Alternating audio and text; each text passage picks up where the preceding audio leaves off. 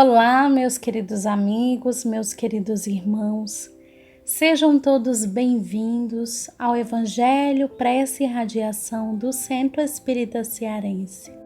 Recebam todos o nosso carinho, o nosso abraço fraterno e convido a cada um para iniciarmos o nosso Evangelho com um momento de prece. Unidos em pensamentos, digamos assim: aprendamos a agradecer, saibamos agradecer as dádivas que o Senhor nos concede a cada dia.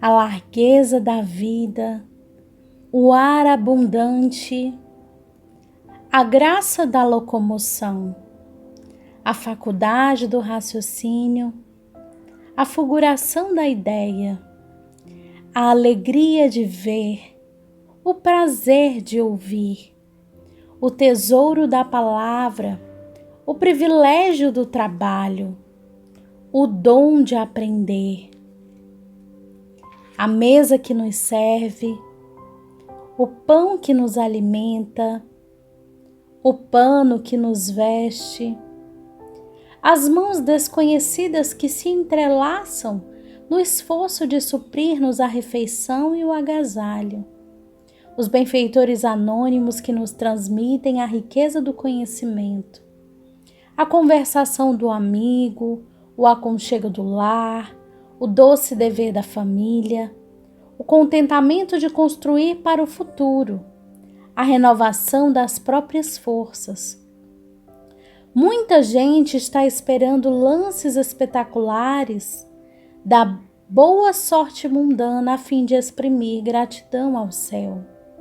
O cristão, contudo, sabe que as bênçãos da providência divina nos enriquecem os ângulos mais simples de cada hora, no espaço de nossas experiências.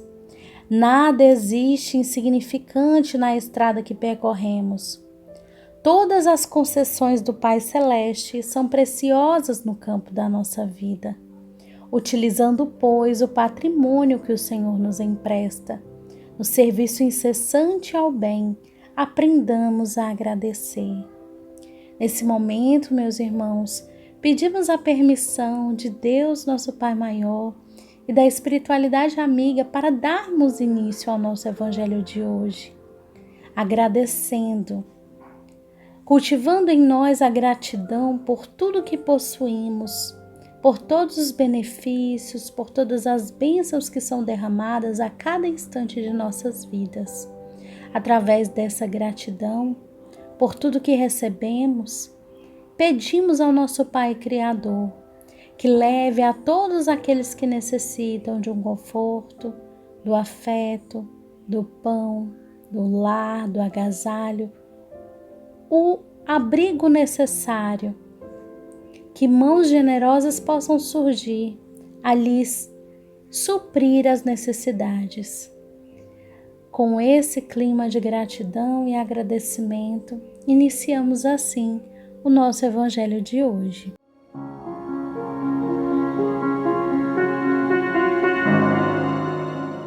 Boa noite, meus irmãos. Que a paz do Senhor Jesus esteja com todos nós. E dando continuidade ao nosso Evangelho, faremos a leitura que diz: não coloqueis a candeia sob o alqueire. Candeia sob o alqueire? Porque Jesus fala por parábolas. Não se acende uma candeia para colocá-la sob o alqueire, mas colocam-na sobre um candeeiro, a fim de que ela clareie todos aqueles que estão na casa. São Mateus capítulo 5, versículo 15. Não há ninguém que, depois de ter acendido uma candeia, a cubra com um vaso ou a coloque sobre uma cama, mas a põe sobre um candeeiro, a fim de que aqueles que entrem vejam a luz. Porque não há nada de secreto que não deva ser descoberto, nem nada de oculto que não deva ser conhecido e manifestar-se publicamente. Seus discípulos, se aproximando, disseram-lhe: por que lhes falais por parábolas? E lhes respondendo, disse: porque para vós outros vos foi dado conhecer os mistérios do reino dos céus, mas para eles não foi dado. Eu lhes falo por parábolas, porque vendo não veem, e escutando não ouvem nem compreendem. E a profecia de Isaías se cumprirá neles quando disse: Vós escutarei com vossos ouvidos e não ouvireis. Olhareis com vossos olhos e não vereis. Porque o coração desse povo está entorpecido e seus ouvidos tornaram-se surdos, e eles fecharam seus olhos de medo que seus olhos não vejam, que seus ouvidos não ouçam, que seu coração não compreenda, e que estando convertidos, eu não os cure. São Mateus capítulo 13, versículo 10 a 15. Intitulada Candeia sob o Alqueire e por que Jesus fala por parábolas. Iniciando aqui as primeiras palavras, da leitura, vem nos esclarecer a respeito do sentido, ou seja, do que significa a fala que não se acende uma candeia para pô-la debaixo do alqueire. Essa frase nos indica que não se pode acender uma luz senão para fazê-la se dissipar, se espalhar, assim rompendo a escuridão, iluminando todo o ambiente. Do mesmo modo, aquele que possui algum conhecimento das leis divinas não deve guardá-lo para si, mas divulgá-lo através da palavra e principalmente através dos seus exemplos. Então, meus irmãos, que saibamos compreender que essa fala justamente nos esclarece a respeito do uso que devemos fazer a respeito dos conhecimentos que possuímos, das verdades relacionadas às leis divinas. No segundo parágrafo, ele vem nos explicando que nada há de secreto, que não haja de ser descoberto um dia, porque tudo que se acha oculto, muitos ensinamentos que ainda nós não obtivemos, muitos esclarecimentos que não somos capazes ainda de compreender, um dia será, se não neste mundo em que vivemos, o planeta Terra, mas em outros mundos. Como podemos compreender isso de uma maneira assim mais didática, Quando somos crianças, nós temos um determinado nível, uma capacidade de compreensão das coisas.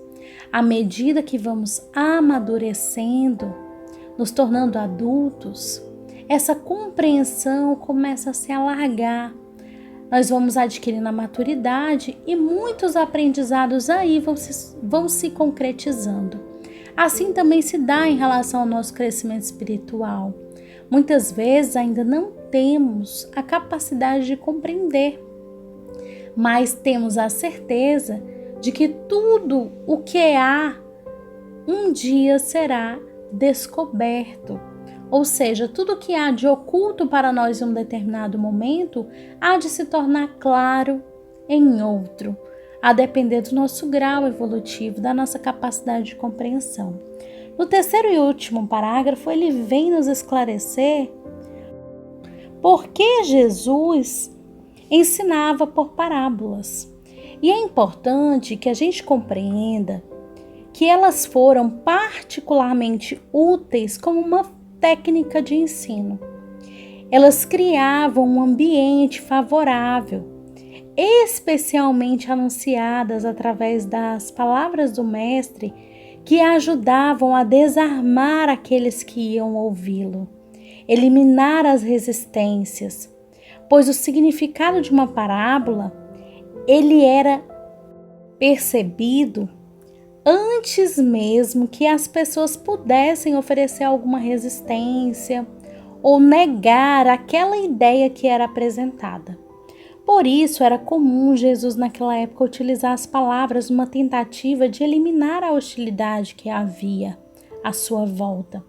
Outro aspecto também importante que devemos considerar era que elas eram uma maneira eficiente de apresentar os ensinamentos que para o povo daquela época era um pouco complexo, ou mesmo que encerrassem em si mesmos o entendimento que a maioria ainda não tinha condições espirituais de perceber. Então, Jesus utilizava histórias do cotidiano para facilitar a compreensão, porque as verdades eternas que Jesus trazia através das parábolas, embora fossem ouvidas por muitas pessoas, elas só poderiam ser compreendidas por aqueles que já possuíam alguma compreensão, algum entendimento da vida espiritual. Muita paz a todos.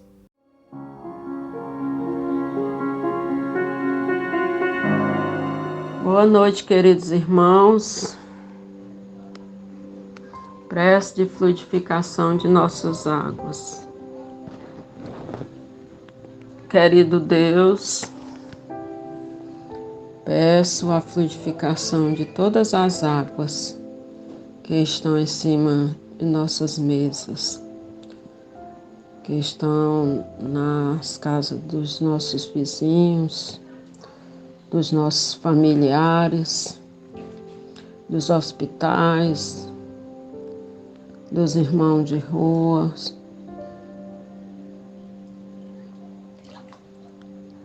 para que todos que beberem dessas águas, agora fluidificadas, e na certeza de que estão cheias de remédios com fluidos salutares, de saúde, de paz, de amor e de alegria, nós te agradecemos por tudo, Jesus. Agradecemos também aos Espíritos de luz e aos anjos guardiões que estão sempre do nosso lado a nos proteger de todo o mal. E que assim seja. Fica conosco, Senhor, hoje e sempre.